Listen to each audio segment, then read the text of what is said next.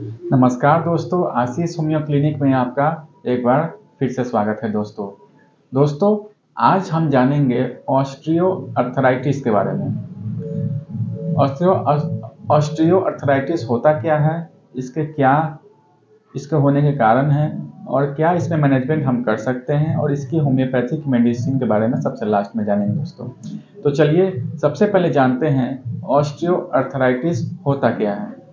दोस्तों, हमारे घुटने में दो हड्डियों का मेल है। जब ये दोनों आपस में मिलते हैं तो वहाँ पर उसके दोनों के बीच में एक तरह का फ्लूइड होता है जिसे साइनोवियल फ्लूइड कहते हैं। उसके रहने के कारण से ही साइनोवियल फ्लूइड एक गाढ़ा तरल पदार्थ है जो दो हड्डियों के बीच में होता है, और वो दोनों हड्डियों को आपस में रगड़ खाने से रोकता है दोस्तों, जिसके कारण से हम बड़े अच्छे से हड्डियों को घुमा सकते हैं और दौड़ सकते हैं, कुछ भी कर सकते हैं, पर हमारा हड्डी एक दूसरे से टकराता नहीं, बस उसी साइनोवियल फ्लूइड के कारण से दोस्तों।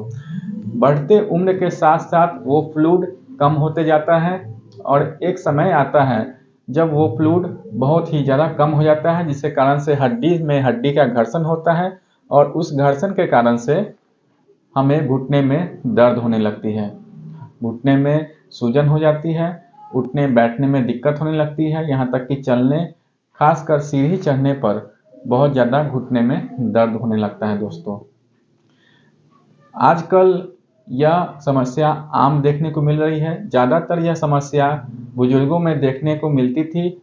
लगभग यह समस्या 60 साल के ऊपर के उम्र के लोगों में होती थी, लेकिन आजकल 25 से 30 साल के लोगों में भी यह घुटनों में फ्लूइड की कमी होने लग रही है दोस्तों। तो चलिए जानते हैं सबसे पहले कि यह फ्लूइड आखिर में इतना तेजी से कम क्यों हो रहा है। जानते हैं इसके कारण के बारे में। ऑस्टियो अर्थराइटिस होने का सबसे इम्पोर्टेंट जो फैक्टर है, जो कारण है जिसके कारण से हमें ऑस्टियो अर्थराइटिस होती है, वो नंबर 1 है ओबेसिटी, मतलब मोटापा। अगर हमारे शरीर का वजन बहुत ही ज़्यादा है तो इसके कारण से हमारे घुटने में पर काफ़ी ज़्यादा जोर पड़ता है, जिसके कारण से वहाँ का फ्लूइड सूखने लगता है दोस्तों। तो एक कारण ये है। दूसरा कारण है कि अगर हम ज़्यादातर फास्ट फूड का सेवन करते हैं तो उसके कारण से भी फ्लूइड कम हो जाता है। तीसरा कारण है, अगर हम तला भुना चीज़ ज़्यादा खाते हैं, ज़्यादातर चीज़ वही हम खाते हैं जो ज़्यादा छना हुआ है तेल में, तो वैसे चीज़ों के खाने के कारण से भी फ्लूइड कम होने लगता है। चौथा कारण है कि अगर हमारे शरीर में कैल्शियम की कमी होती है तो उसके कारण से भी वो फ्लूइड धीरे धीरे सूखने लगता है। पांचवा कारण है कि अगर हम पानी कम पीते हैं या पानी ज़्यादातर हम खड़े होकर पीते हैं तो इस कारण से भी वो फ्लूइड सूखने लगता है दोस्तों। छठा कारण है, अगर हमें किसी तरह का घुटने में चोट लगा हो तो वो भी एक कारण है कार्टिलेज को डैमेज होने का और फ्लूइड को कम होने का। सातवां कारण है किसी तरह का बहुत ज़्यादा अगर हम हमेशा चिंतित रहते हैं, डिप्रेशन में रहते हैं, इस कारण से भी फ्लूइड में कमी आने लगती है दोस्तों।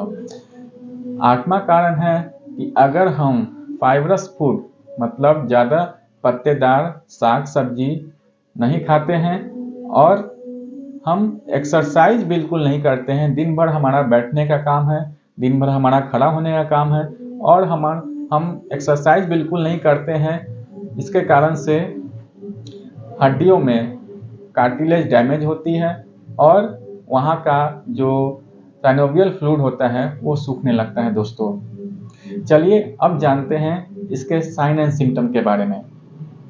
ऑस्टियो अर्थराइटिस की जब हमें शिकायत हो जाती है, जब हमारा कार्टिलेज डैमेज हो जाता है, जब हमारा साइनोवियल फ्लूइड कम हो जाता है, तो सबसे पहले देखने को मिलता है कि अगर हम बैठे हुए हैं और बैठने के बाद अगर हमें उठना पड़ता है, खड़ा होना होता है, तो बहुत ज़्यादा घुटने में दर्द होती है, वहाँ कट-कट की आवाज़ सुनाई देती है, साथ ही साथ घुटने में सूजन हो जाती है। यह रूमेटॉइड अर्थराइटिस से अलग है, क्योंकि रूमेटॉइड अर्थराइटिस में दोस्तों सुबह के समय ज़्यादा अकड़न जकड़न की तरह महसूस होता है, लेकिन इसमें अकड़न वगैरह नहीं होता है। इसमें जब हम मोशन में आते हैं तभी तकलीफ होता है, ऐसे रेस्ट अवस्था में हमें कोई तकलीफ नहीं होती है दोस्तों। खास करके जब हम कुछ ज़्यादा दूर चल लेते हैं तो हमारे घुटने में दर्द होने लगता है, क्योंकि दोनों घुटने के बीच में जो साइनोवियल फ्लूइड है वो कम हो जाता है, जिसके कारण से हड्डी में हड्डी का एक दूसरे से रगड़ होने लगता है, जिसके कारण से हमें बहुत ज़्यादा दर्द, सूजन, कभी कभी लालीपन भी देखने को मिलता है दोस्तों। चलिए अब जानते हैं ऑस्टियोआर्थराइटिस के मैनेजमेंट के बारे में। तो मैनेजमेंट में सबसे पहले हमें अगर हमारा वेट बहुत ज़्यादा हो गया है तो सबसे पहले वेट को हमें मेंटेन करना है, कम करना है। उसके लिए हमें सबसे पहले, अगर हम ज़्यादा फास्ट फूड वगैरह का सेवन करते हैं या ज़्यादा तला हुआ भोजन करते हैं तो उसमें फैट बहुत ज़्यादा होता है, तो ऐसे सामान को बिल्कुल हमें नहीं खाना है।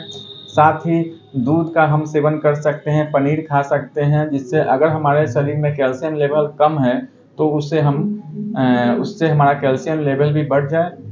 और इसमें अखरोट जो आती है ड्राई फ्रूट में, अखरोट कम से कम 2 अखरोट प्रतिदिन सुबह के सुबह हमें सेवन करना चाहिए। अखरोट भी घुटने में ग्रीस को बढ़ाने में, साइनोवियल फ्लूइड को बढ़ाने में बहुत ही ज़्यादा सहायक है दोस्तों। साथ ही साथ हमें एक कली लहसुन का भी सुबह के सुबह सेवन करना चाहिए, क्योंकि अगर हमारे घुटने में अगर यूरिक एसिड का कण बैठ गया है तो वो लहसुन जो है किसी भी तरह का हमारे शरीर में वेस्ट प्रोडक्ट जो घूम रहा है यूरिक एसिड के जैसा, तो उसे वो बाहर कर देता है दोस्तों। यहाँ तक कि हमारे पेट में भी जो गंदगी है वो लहसुन खाने से साफ हो जाती है।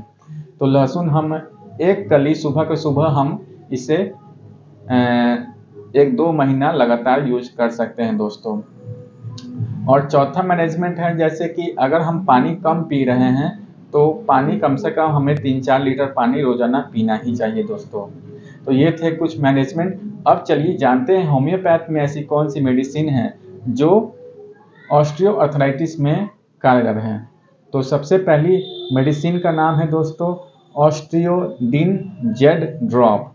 यह एडविन कंपनी की आती है। इसे हमें 10 बूंद सुबह दोपहर शाम 1 कप पानी में डाल के पीना चाहिए। दूसरी होम्योपैथिक दवाई है जिसका नाम है ऑस्टियोआर्थराइटिस नोसोड। यह एक नोसोड दवा है। इसकी 200 पावर, सप्ताह में बस 1 दिन 4 से 5 बूंद आधे कप पानी में डाल के हमें लेना चाहिए दोस्तों।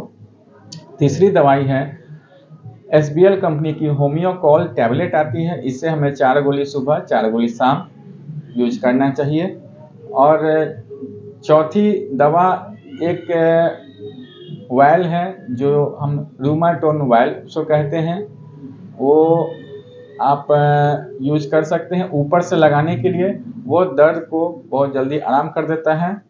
साथ ही साथ अगर आपका बीमारी इनिशियल स्टेज में है, शुरुआती स्टेज में है, तो उसमें लीडम पाल 30 को भी आप 3 बूंद सुबह 3 बूंद शाम आधे कप पानी में डाल के रोजाना ले सकते हैं दोस्तों। तो ये थी कुछ होम्योपैथिक मेडिसिन जो लेने से बहुत हद तक ऑस्टियोआर्थराइटिस पेन ठीक होती है दोस्तों।